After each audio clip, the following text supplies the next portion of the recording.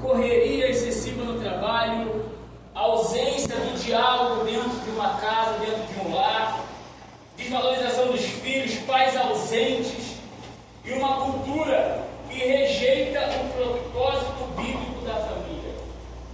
Nós estamos sendo atacados a todo momento. Os celulares, as redes sociais. Hoje a gente pede água ao filho na sala, enquanto ele está na cozinha. Então, a família, a estrutura familiar tem sido abalada. A pergunta aqui hoje é: como edificar uma família que permaneça firme mesmo nos momentos difíceis, mesmo em tempos difíceis, mesmo em tempos como este? A resposta está justamente aqui onde acabamos de ler. A resposta está na palavra do Senhor. O Salmo 127 e o 128, eles fazem parte dos cânticos de romagem. Os cânticos de romagem é um conjunto de salmos que vai do 120 ao 134. São salmos que o povo de Israel cantava enquanto subia em peregrinação a Jerusalém. Enquanto subiam, especialmente nas 3 festas do ano, que era a Páscoa, o Pentecostes e o Tabernáculo. Esses salmos, eles eram entoados por famílias, homens, mulheres, filhos, enquanto caminhavam rumo à adoração no templo em Jerusalém. Isso nos mostra uma verdade poderosa logo aqui. A nossa vida espiritual, ela começa em casa. A nossa vida espiritual, ela não começa aqui no templo. A nossa vida de adoração, ela não começa aqui na igreja. A nossa vida de adoração, ela começa no caminho, ela começa no nosso lar. Do lar ao templo é uma oportunidade de adorarmos a Deus. O Salmo 127, escrito por Salomão, mostra a futilidade de construir uma casa sem a presença de Deus. Então eles são um complemento. O 127 mostra a futilidade de construir uma casa sem a presença de Deus. Já o 128, ele apresenta um retrato de uma família que teme ao Senhor, de uma família que colhe os frutos dessa escolha de obedecer a Deus, de colocar o Senhor como estrutura do lar. Então esses 2 salmos, eles se completam. O primeiro, ele trata do fundamento, e o segundo, dos frutos, em obedecer a Cristo, em tornar Cristo como fundamento do nosso lar. Então, com esse pano de fundo em mente, com esse panorama, em tempo em que as famílias estão fragilizadas, um tempo que as famílias são atacadas e distantes do propósito original de Deus para a família, eu quero expor esse Salmo de 127. Eu quero expor ele, o que nos ensina sobre os alicerces de uma casa. O salmista, ele começa afirmando algo profundo e urgente. Quem constrói uma família sem Deus, trabalha em vão. Quem constrói uma família pautada na sua própria força, com alicerce na sua própria força, ele trabalha em vão. Veja então o versículo 1. Se o Senhor não edificar a casa, em vão trabalham os que edificam. A palavra casa aqui refere-se à família, ao lar, à descendência, ao legado, não propriamente tijolos, pedra, cimento. Estamos falando sobre família, lar, descendência, o legado que queremos deixar para os nossos filhos, para a nossa família. O texto mostra que não importa o quanto alguém se esforce, não importa o quanto eu e você venhamos a nos esforçar, se Deus não estiver no centro, se Deus não estiver no negócio, se Deus não estiver no centro da sua família, se Deus não for o alicerce, é em vão, se torna vão. E isso ecoa as palavras de Jesus em Mateus 7, do 24 ao 27, que diz que a casa na rocha permanece e a casa na areia. Então veja, podemos ser um bom provedor, podemos ser um pai provedor, um pai que se dedica ao trabalho, uma mãe dedicada, um cônjuge fiel, podemos prover tudo para a nossa família.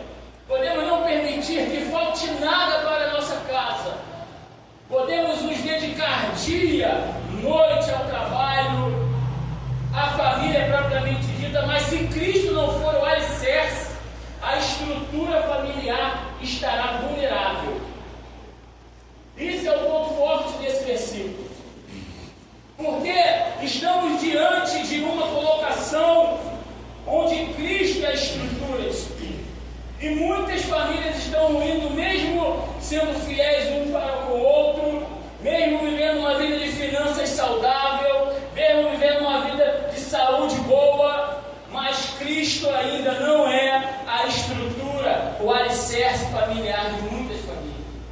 Por isso famílias estão vulneráveis. Mas o salmista ele não vai parar por aqui.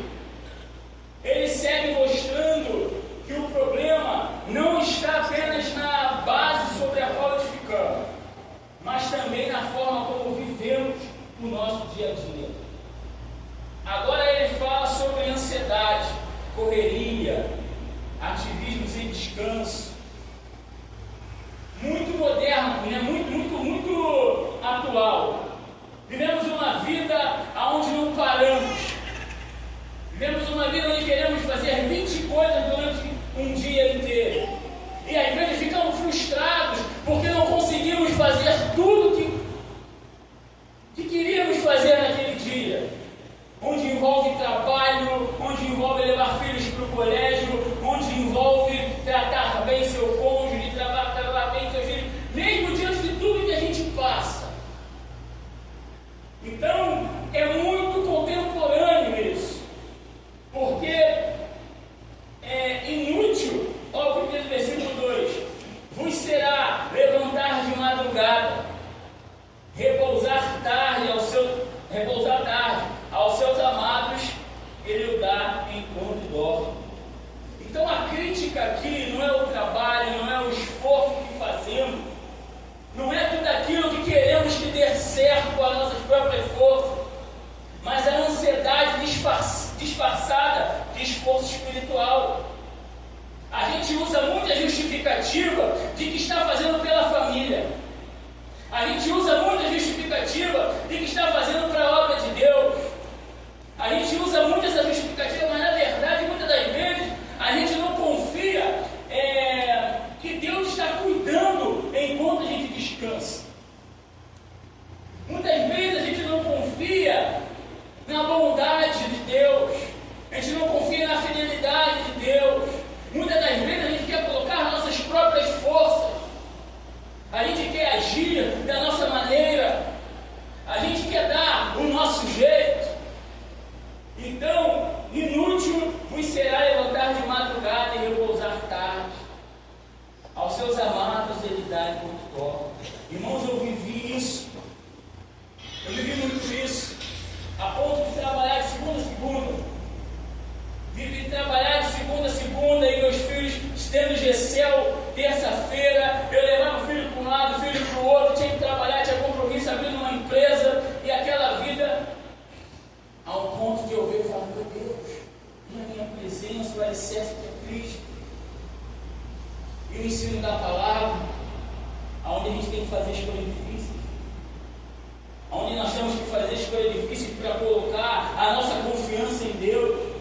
Muitas das vezes teremos que fazer escolhas difíceis. Então veja, um exemplo prático aqui é um pai que nunca tem tempo para os filhos, que está sempre trabalhando.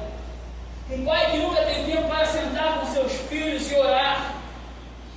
Irmãos, eu sinto que a coisa que meus filhos mais gostam durante a noite é quando eu chego no quarto cansado, doido para ir para o meu quarto. Quando eles passam um dia cansado, doido para ir para o meu quarto,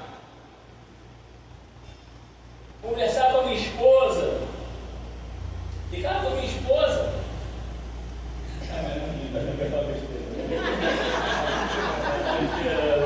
Fica tranquilo. E meus filhos, eles param e falam, papai, vamos orar? Porque ele virou uma rotina. Então veja, às vezes a gente não tem esse tempo. Às vezes a gente não tem esse tempo de levar nossos filhos. Como é bom levar meus filhos para o colégio? Eu largo tudo que eu estou fazendo às 11h20 da manhã. Aí minha esposa me manda mensagem e fala, meu amor, vamos comigo. Eu falei, poxa, vamos nós dois. No início eu até falava, agora já virou uma rotina. Vamos nós, para ter dois. A gente vai bater no papo e volta. Ser tão produtivo, vai colocando as coisas em ordem, falando das coisas do lar, falando das coisas das crianças, quando a gente volta, falando do colégio. A gente precisa criar, a gente precisa entender que nossos filhos, a nossa família, dão muito mais valor ao nosso tempo. Eles dão muito mais valor à qualidade do tempo que nós damos a ele.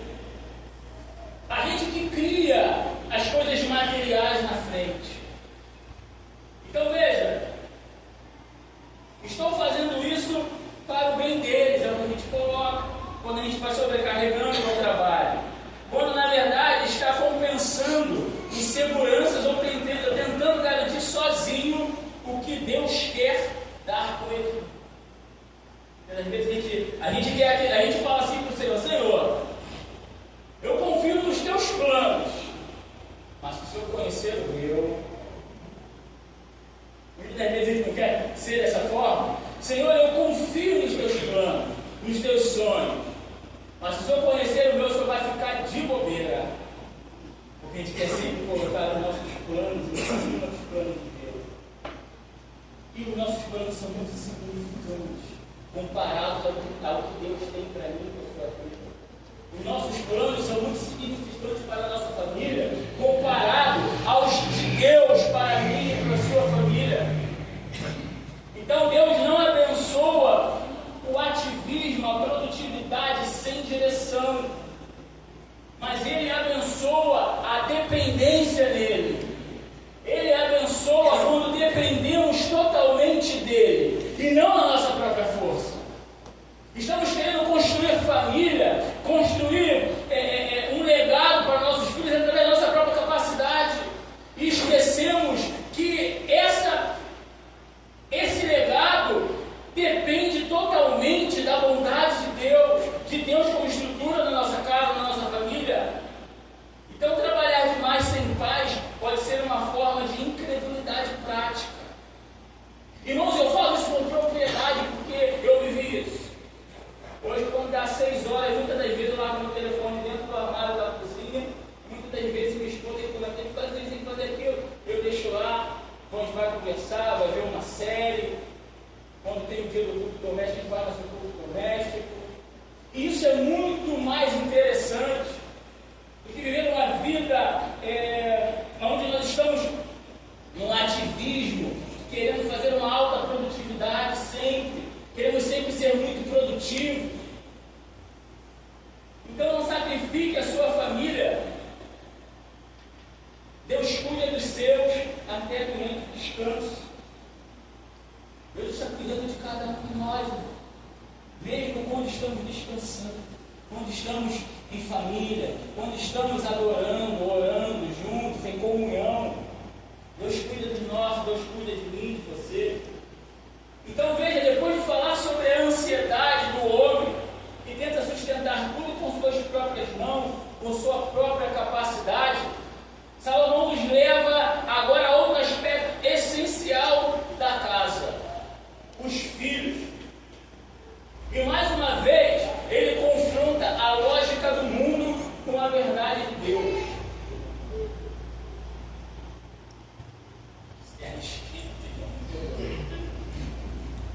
E mais uma vez ele confronta a lógica do mundo com a verdade de Deus. Veja, filhos são herança, filhos não são peso. No versículo 3 ao 5 vai dizer assim: os filhos são herança do Senhor, e o fruto do ventre é a sua recompensa. Como flecha na mão de um guerreiro, assim são os filhos da mocidade. Olha, eis que os filhos são herança do Senhor, e o fruto do ventre do seu galardão.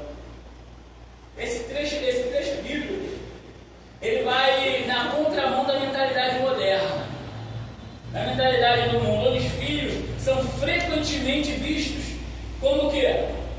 Despesas, limitações, interferência nos sonhos e propósito. Quando eu falo que eu tenho 4 filhos, a primeira atitude da pessoa é falar: caramba, muita despesa. Nossa, você não consegue fazer nada. Como que você consegue namorar? Ô Jesus! Como que você consegue estudar? Ô Senhor! Tudo há uma limitação. Os filhos vai na contramão. Perdão, esse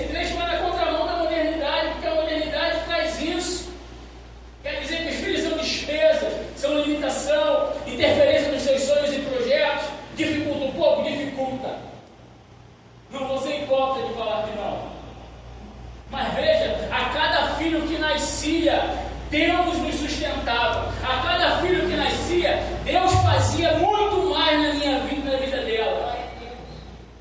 A cada momento que eu achava que ia dar errado, Deus fazia dar certo.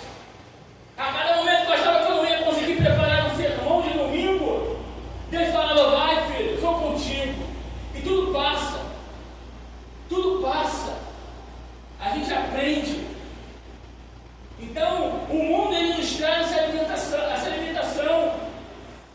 Quer trazer para você que tem despesa. Ei, filho, isso é herança do Senhor. Filhos não são limitação não para ninguém. Isso é o mundo que cria. A palavra de Deus apresenta uma perspectiva completamente diferente. Os filhos são herança do Senhor. Herança aqui no hebraico, eu busquei umas colocações populares aqui para trazer mais significado. Vai dizer Nashalá, acho que eu falo isso certinho. Significa posse preciosa. Olha lá, bem confiado, legado deixado por alguém importante.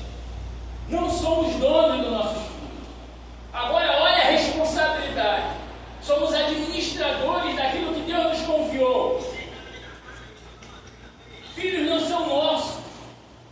Nós somos mordomos de Deus na criação dos filhos. E em tudo. E prestaremos conta de como temos levado eles no caminho.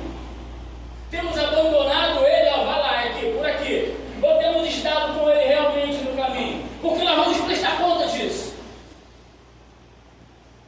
Nós vamos prestar conta na criação dos nossos filhos. Herança não se rejeita. Herança se valoriza, se protege.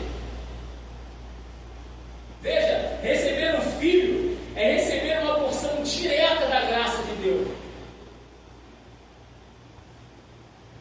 Toda vez que a gente olha para o nosso filho, a gente tem que se lembrar: isso é um presente que veio do trono de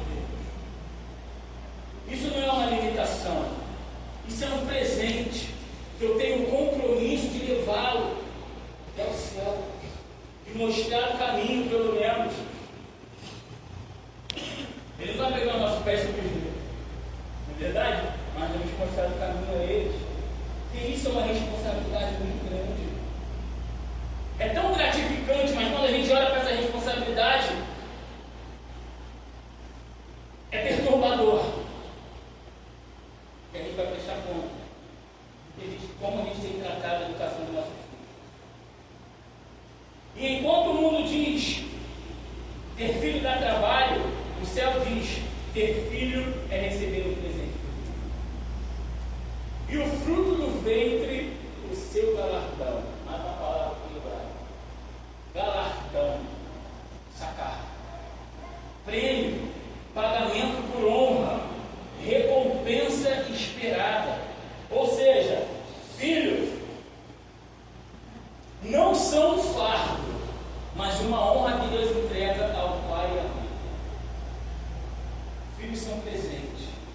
Essa ideia, ela vai desconstruir o argumento moderno em que filhos atrapalham a realização pessoal, em que filhos são obstáculos para crescimento profissional, em que filhos são obstáculos para estudar,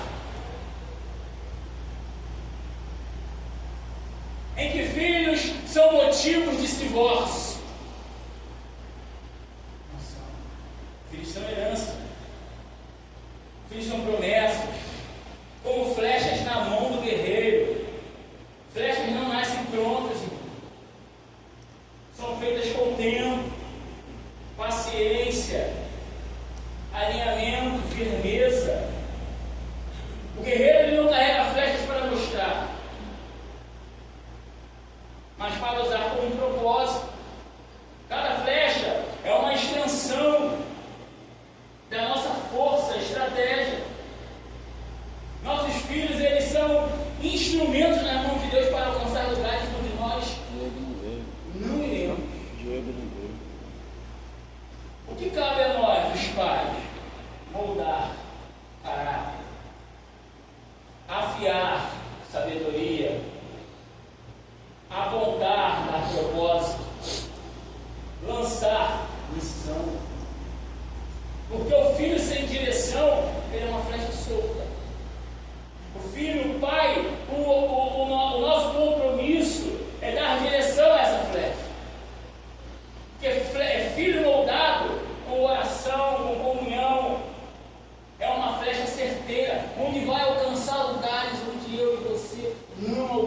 estaremos.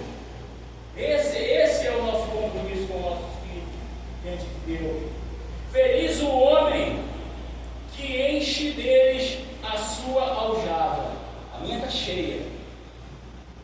Veja, a aljava era onde o guerreiro guardava suas flechas. Tê-la cheia era sinal de força, segurança, preparo. Então, um pai que tem filhos temente a Deus não chega sozinho à velhice. Veja, meu pai passou por esses dias. Eu vou colocar uma coisa pessoal aqui minha rapidamente. Eu sou filho único. Meu pai tomou um golpe financeiro. Meu pai é trabalhado, um parente fez empréstimo, mas você imagina meu pai como um filho que me protegeu. Fui lá, falei com a pessoa, fui educado de uma forma não muito agressiva, mas sábia. Falei que ia botar ela atrás das grades. Mas sabedoria. Aí, né? A gente estava esperando, ela te ligou. Eu falei, não vou te atender, você não sabe. Não, né? Veja, por quê? Porque o pai. Então, um pai que tem filhos tementes a Deus, não chega sozinho só velhice. Tem os seus filhos para auxiliar. Seus filhos defenderão sua honra. Tem filhos para defender a sua honra. Quando criados no caminho, na direção correta.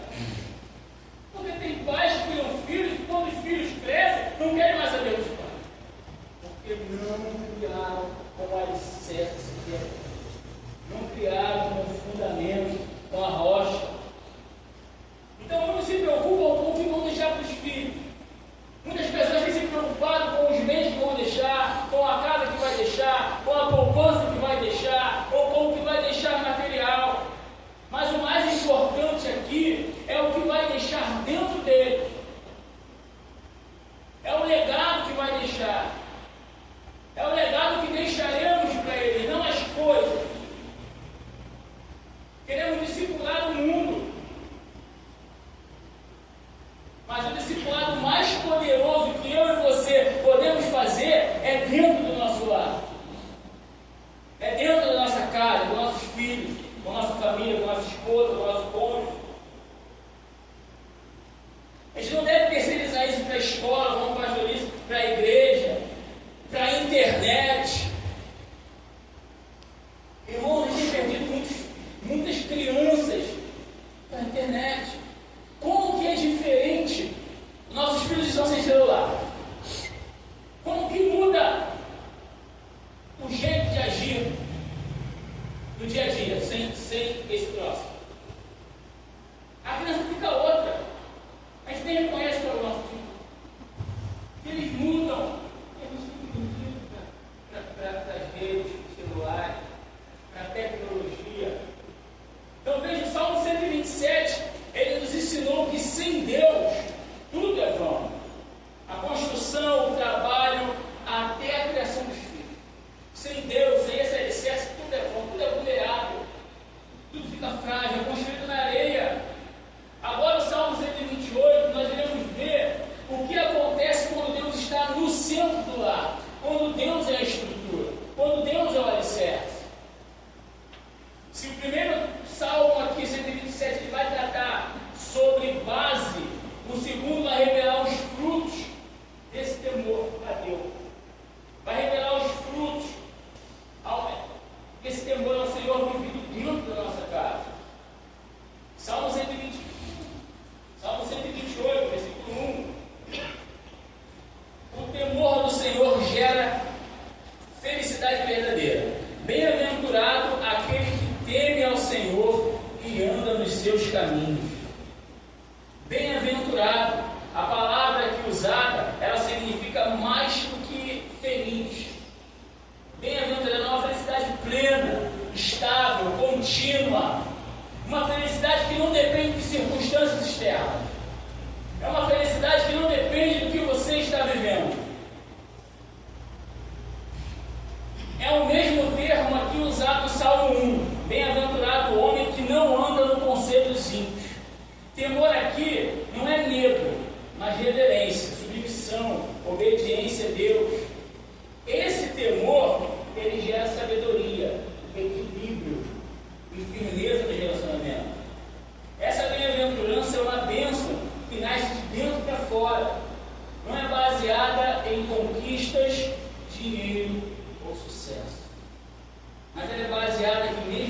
tendo, somos felizes.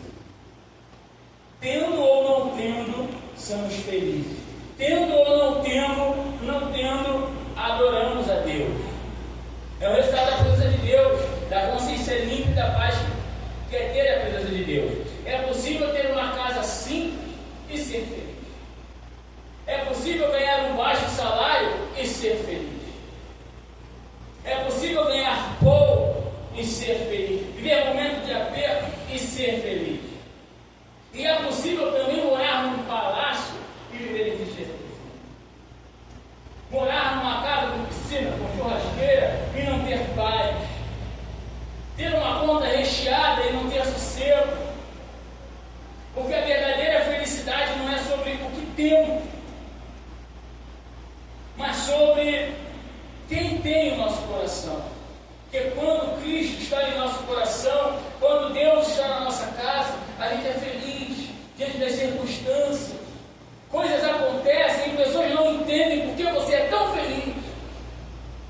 Você vive uma vida simples e as pessoas não entendem porque você está sempre glorificando ao Senhor.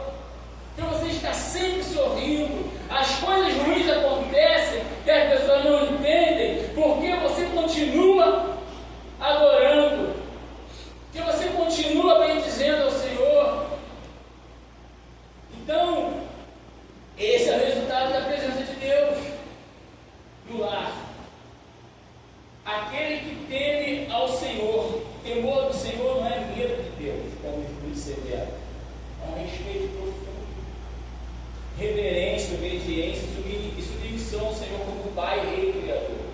Esse temor molda a vida. Esse temor molda as nossas atitudes. Esse temor ao Senhor molda as nossas palavras. Esse temor ao Senhor molda decisões, molda relacionamentos. Aquele que teme ao Senhor. Provérbios 9:10 vai dizer que o temor do Senhor é o princípio da sabedoria. Esse temor é fundamento de uma família equilibrada, porque ele gera limites, ele protege o casamento, ele orienta a criação dos filhos, ele dá direção moral e espiritual ao lar. O temor a Deus, ele causa isso. Sabe por quê? Porque quando a gente teme a Deus, é como você não quer desagradar ao Senhor. Quando você desagrada a Ele com alguma atitude errada, esse temor te traz vergonha. E esse temor é o Espírito Santo que habita em nós. Esse temor é entendermos que somos pecadores. Só quem faz isso é o Espírito Santo. Então esse temor, ele é fundamental para uma família equilibrada. O temor do Senhor. E veja,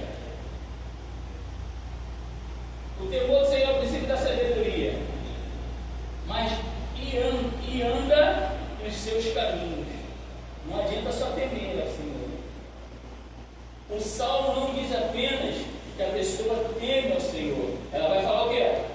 Em andar nos seus caminhos. Aqui está a diferença entre um conhecimento teórico sobre Deus e a vida prática com Deus. Existe um conhecimento teórico, um conhecimento teológico, mas é necessário andar nos seus caminhos, a vida prática com Deus. Não basta temer ao Senhor no domingo e viver de segunda a sábado de qualquer forma comum. Não cabe eu e você darmos o dízimo, 10% do dízimo e os 90% ser de qualquer forma. Não administrar com sabedoria. Então o verdadeiro temor, ele se revela nas escolhas do cotidiano, no lar, no trabalho, no casamento, no uso do tempo, do dinheiro. Uma vez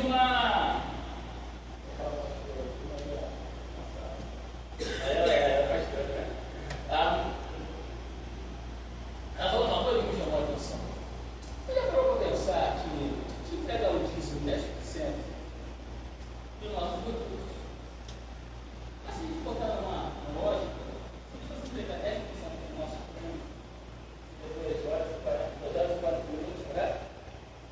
2 horas e 40 minutos do nosso tempo por dia. Então, às vezes, como a gente administra o nosso tempo? Muitas das vezes a gente perde 3, 4, 5 horas vendo uma série. Não é verdade? Muitas das vezes a gente perde muito tempo rolando na internet.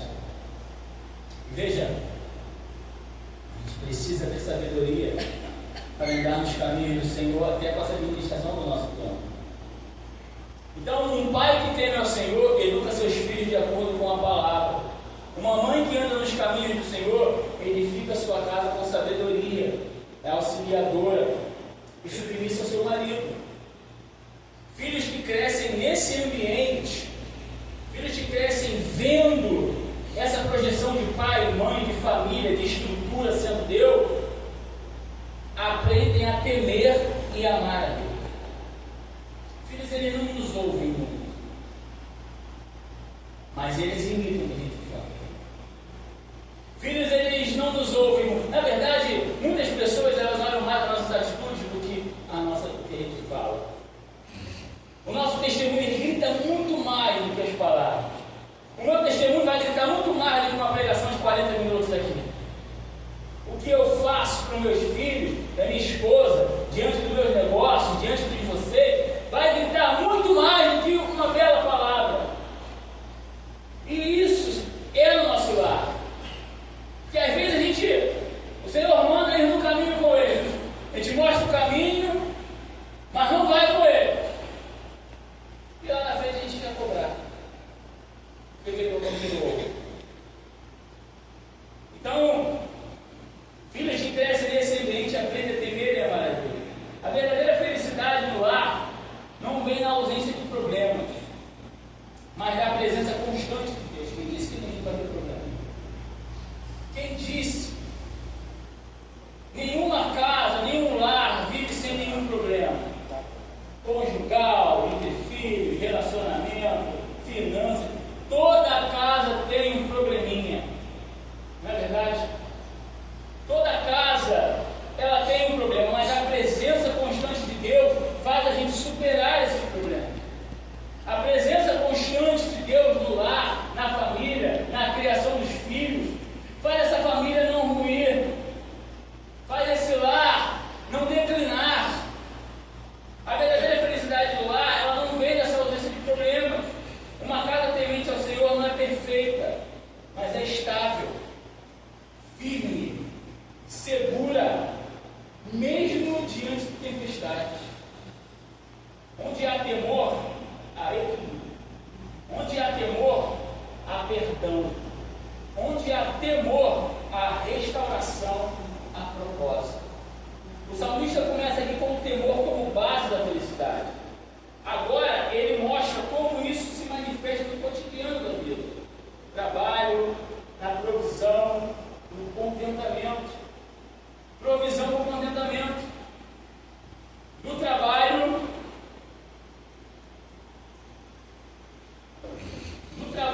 das tuas mãos comerás, feliz serás, e tudo te irá bem.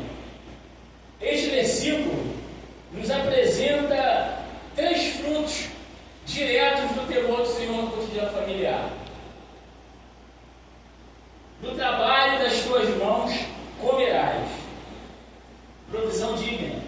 Veja, Deus valoriza o trabalho desde o início, sempre valorizou. O homem foi chamado a cultivar, plantar, foi chamado a produzir.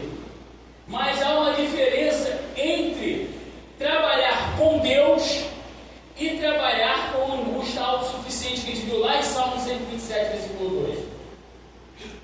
Aqui o texto não fala de riqueza exagerada, mas de provisão justa, provisão honesta e provisão suficiente. Quem teme ao Senhor trabalha com integridade. O seu trabalho não te faz desviar daquilo que Deus quer. Ele evita atalhos, evita corrupção, negócios duvidosos. Quem teme ao Senhor, quem teme ao Senhor trabalha com essa integridade, evitando esses atalhos, corrupção. E gente, em toda profissão, em toda situação, em todo negócio, inimigo sempre vai colocar pratos na sua mão. E os pratos geralmente não são ruins. Os pratos da corrupção, de negócios duvidosos, geralmente eles são muito tentadores. Por isso que muitos se desviam. Por isso que muitos caem.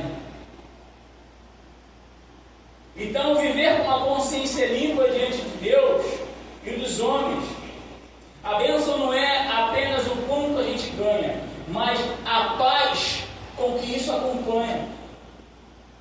Não adianta ganhar muito, viver uma vida muito próspera, mas não ter uma noite de sono tranquila. Não adianta, então, a gente fazer as coisas onde a gente não consiga deitar e descansar, porque não há paz em nós, não há tranquilidade. Então o Senhor está falando aqui nessa noite para a gente, do trabalho das tuas mãos comerás. Mas aqui nesse Salmo 128, Deus já não está falando com aquela angústia de autossuficiência, onde você faz de tudo para prosperar, onde você faz de tudo para crescer, mas uma provisão vinda do Senhor. Porque tem muitas coisas, irmão, que a gente não entende por que não alcançamos, porque Deus conhece o meu e o seu coração. Às vezes, Deus sabe que se der para você, você se desvia do caminho. Deus sabe que se der algo para mim, eu não desvio do seu caminho. Então, a gente tem que entender os propósitos de Deus. Muitas vezes a gente não vai alcançar aquilo que a gente sonha, porque Deus tem sonhos muito maiores para nós.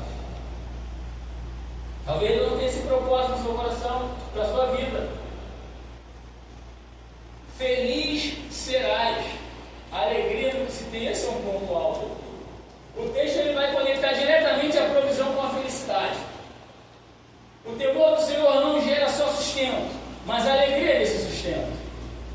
Você já viu que às vezes nós somos muito ingratos com o que Deus nos dá? Somos muito ingratos com o que nós temos. Sempre queremos mais. Nunca somos agradecidos pelo aquilo que já temos, pela família que temos, pelos filhos que temos, pela renda que temos, pela casa que temos. Sempre queremos mais. E aqui está a chave do contentamento, não é ter tudo, mas valorizar o que tem. A gente não valoriza o que temos e queremos outras coisas maiores, mas não estamos valorizando nem o que já temos. Não somos gratos às vezes nem pelo que já temos, pelo que Deus já nos proporcionou.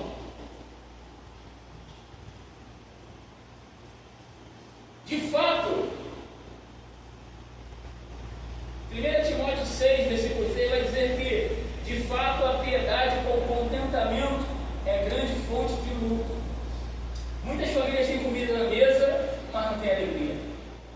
Muitas casas têm fartura, mas não têm gratidão.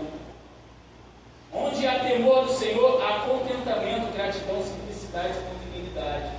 Então veja, quantas famílias que a gente conhece, quantas pessoas simples que a gente conhece, que tem de tudo, mas vive uma vida triste, não é? Vive uma vida pesada, de ingratidão. E quantos que a gente conhece que às vezes não tem uma água para te oferecer quando você chega no lar dela, mas a casa transmite uma paz. Aquela pessoa é tão grata ao Senhor que aquilo te traz uma paz, aquilo te traz um contentamento tão grande em entender que o Senhor é suficiente para aquela família, que as pessoas entendem na provisão de Deus. Ensinar nossos filhos a agradecer pelo arroz, pelo feijão, a valorizar nosso esforço. Às vezes o pastor fala muito aqui, realmente, toda vez que está naquela pressa, e não agradecemos, porque, irmãos, tem muitos que não os têm. E a gente tem que ser grato porque o temos. Quando a gente vai embora, a gente vê muitas pessoas na rua, pedindo, mendigando, que não tem o que comer, a gente tem. Que não tem o que vestir, a gente tem. Eu estou até com calor, e muitos aí com frio. Então, famílias gratas geralmente são mais felizes. Por que muitas pessoas são felizes? Porque são gratas. Não são agradecidas Senhor já os deu. É o caminho. E tudo te irá bem. Essa promessa não fala da ausência de lutas, mas de direção e paz mesmo nas dificuldades. O tudo aqui está ligado ao contexto do lar. Casamento equilibrado, filhos ensináveis, saúde espiritual na família, sustento com dignidade. Quando Deus é o centro da casa, até os dias difíceis, sabe o que acontece? Se torna insuportável, que é a paz no coração. Quando Deus é o centro do lar, os dias difíceis, eles se tornam tranquilos. Que Deus não prometeu tranquilidade a vida inteira. Mas a diferença é que quando há Deus no lar, os momentos difíceis, eles vão se tornar suportáveis. Eles vão se tornar tranquilos. Porque a gente tem a noção, temos a ideia de que Deus está no negócio. Temos essa ciência de que se Deus está permitindo, é porque Ele tem algo para nos ensinar. Às vezes o que eu e você está passando é para aprendermos alguma coisa. E às vezes a gente, por murmurar tanto, a gente não se coloca na posição de aprendizado. E a gente tem que se colocar nessa posição de aprendizado quando Deus está no negócio. Os dias difíceis se tornam tranquilos, suportáveis. Oh, meu Deus, quantas vezes eu já cheguei nesse lugar quebrado? Quebrado por digo de tudo, irmão. Problemas de trabalho, de finanças, e sorrindo, ninguém sabia o que estava vivendo. Quantos de vocês já chegaram aqui nesse lugar quebrado? Mas o Senhor sustentando. E se alguém conversasse com você, pensaria: você é doido? Eu já ouvi, você é doido? Por que você continua adorando? Por que você continua buscando? Porque o Senhor é minha estrutura. Porque o Senhor é a estrutura. E quando há temor no lar, há gratidão. E onde há gratidão, há bênção. Então devemos ser gratos daquilo que nós temos. Devemos ser gratos pela nossa família, pela família que temos. Se você não teve a oportunidade de ter 4 filhos como eu, seja grato, que eu quero ter 6. Glória a Deus. Irmão, eu quero ter 6. Tu é menina agora. Mas sou grato a Deus pelos meus 4. Amo meus filhos demais. É um. Seja grato pela sua família.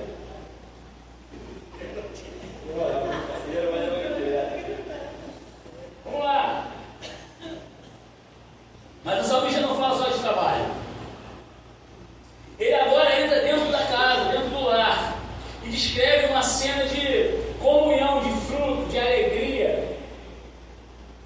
Esposa frutífera e filhos ao redor da mesa.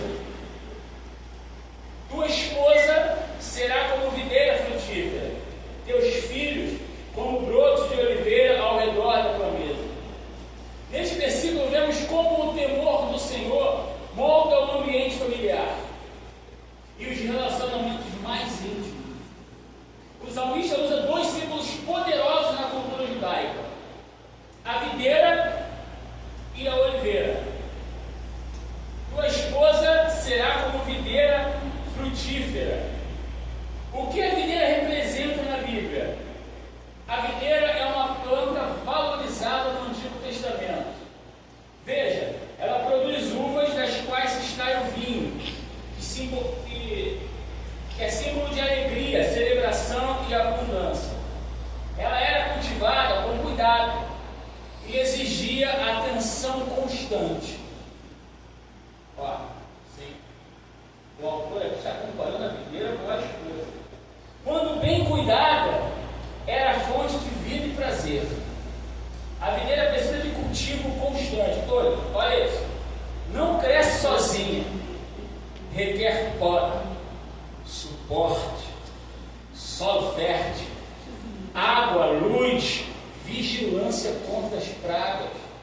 Tudo isso é o que depende da videira para crescer. Uma videira abandonada, ela não frutifica. Uma videira abandonada, ela não dará frutos. Então,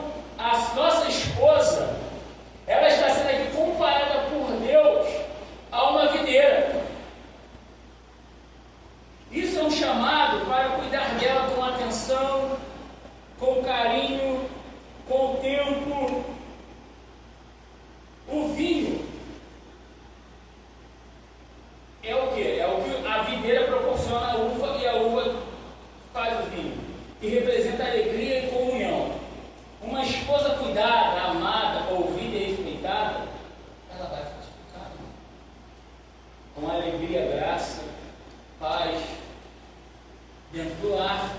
Aqueles gritos, aquelas tensões com o filho, aquilo quando você começa a cuidar, a cultivar, aquilo melhora. É como o Paulo fala, que às vezes a gente tem que, né? Não estou falando somente de sexo, não, estou falando do dia a dia mesmo. Quando a gente começa a cultivar desde cedo ali pela manhã, à tarde, não perturbando muito, ela traz alegria ao lar. Porque uma esposa, quando a gente cuida, quando a gente ama, quando a gente vai lá, né, vê o que ela precisa, vê o que a gente pode ajudar em algo onde não sobrecarregue ela, isso vai trazer alegria, graça, paz dentro do lar. O estado da videira, ou seja, olha, o estado da videira muitas vezes revela o cuidado de quem? Do jardineiro.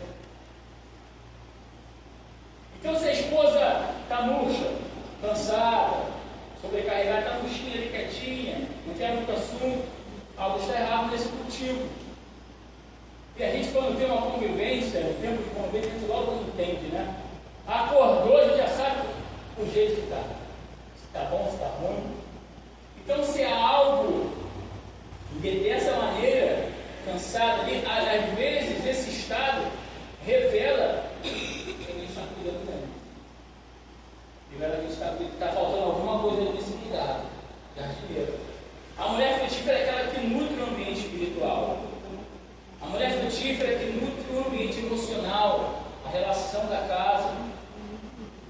Ela é como uma fonte de vida no interior do lar. Gera equilíbrio, sabedoria, edificação. No interior da tua casa, o texto aqui, ele não diz videira no campo. Ele está tratando justamente do interior da casa. Isso revela a importância do papel da mulher dentro do lar. Não como uma restrição, mas como uma missão vital. A mulher que teme a Deus influencia profundamente o ambiente doméstico.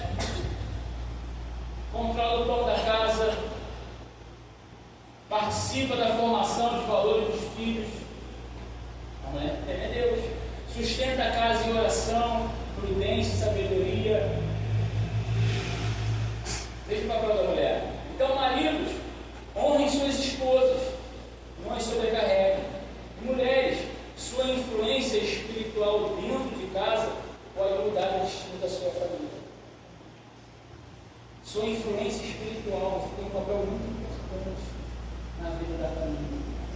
A gente é o cabeça, a gente é o sacerdote, mas a mulher... Gente, eu brinco muito com a minha esposa do seguinte, ela vai rir, mas quando eu estou passando alguma tribulação, fala uma hora aí, eu estava preocupado, mas você tem 40 anos, não, estou, meu coração mais forte. Não logo adorar. Então veja, ela tem essa influência espiritual dentro da casa. Próximo, teus filhos como brotos de oliveira ao redor da tua mesa. O que a oliveira representa na Bíblia? A oliveira é símbolo de perseverança, unção e aliança. A oliveira ela cresce lentamente. Ela demora de 5 a 8 anos para começar a produzir os primeiros frutos. Só atinge a consistência após 15 anos. Mas ela se torna forte, tão forte, que ela pode viver mais de 1000 anos. Então, de sua azeitona se extrai o azeite, usado para cura, unção e consagração.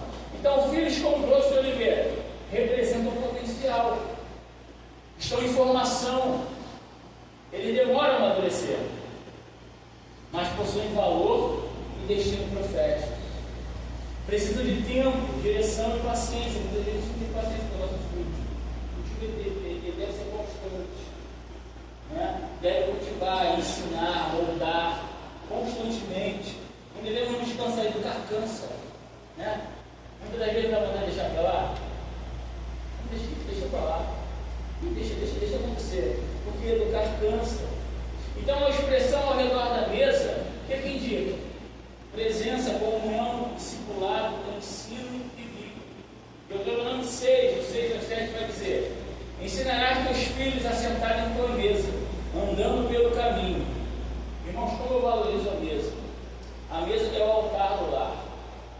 Lá em casa é proibido comer-se no sofá. Muitas vezes a gente às vezes até senta, mas quando é almoço, mais branco e tal, tem que ser ali na mesa. Como a mesa é um lugar de formar corações. A gente se diverte, a gente ora, a gente fala de Deus, a gente fala do cotidiano. Muitas famílias têm abandonado a mesa. Muitas famílias estão comendo do lado, do outro, e a mesa é um lugar de comunhão. Não abandone a mesa no seu lar. Se você começar a fazer, você vai ver o quão grande vai ficar a sua comunhão com a sua família. O quão grande vai ficar o seu entrosamento. Você vai. É igual uma reunião de homens. Ali vão falando, ali abre os corações. Então a mesa, ela é o altar do lar. Ela não é só lugar de comer. Então cultive a vida espiritual na sua casa, começando pela mesa e pela sua relação com o carro. Faça da sua casa um ambiente onde floresce a alegria e cresce o legado. Depois de mostrar a bênção do interior da casa, o salmista aqui amplia a visão. A bênção do lar, temente ao Senhor, não se limita a uma geração. Ela alcança os netos e abençoa a nação. Então, as bênçãos do Senhor no lar, ela não vai se limitar somente à nossa família. Ó, verás os filhos dos teus filhos, paz sobre Israel. Deus deseja usar a sua família, a minha e a sua família, como um canal de bênção para as próximas gerações. Deus deseja usar a minha e a sua família como exemplo, como testemunho. Pessoas vão se espelhar na minha e na sua família, quando sustentarem Deus. A bênção do temor do Senhor se estende de pais para filhos, de filhos para netos, de filhos, os filhos nos observam. Qual legado a gente tem deixado para os nossos filhos? O que os nossos filhos vão lembrar quando crescerem e vão falar: papai era dessa forma, a mamãe era dessa forma? Qual legado temos deixado para eles? Será que a gente tem se preocupado com isso? Porque famílias abençoadas, irmãos, famílias saudáveis, elas abençoam igrejas, abençoam comunidades. Famílias abençoadas por Deus, saudáveis em Deus, elas não se limitam só à família, elas exalam o perfume de Cristo. Então, famílias saudáveis, elas vão até nações. Ó, não vê Letícia? Missionária, vai agora para Westday. Né? Então, você está vivendo para deixar uma herança ou deixar um legado? Será que estamos vivendo para deixar apenas herança ou um legado para os nossos filhos, para os nossos netos, para a nossa geração? O que você está plantando hoje, seus netos vão colher amanhã. O que plantamos hoje, nossos netos vão colher amanhã. Eles se lembrarão das nossas atitudes boas. Eles se lembrarão do que fizemos em prol do Rei. Eles se lembrarão de como os discipulamos. No caminho para o final,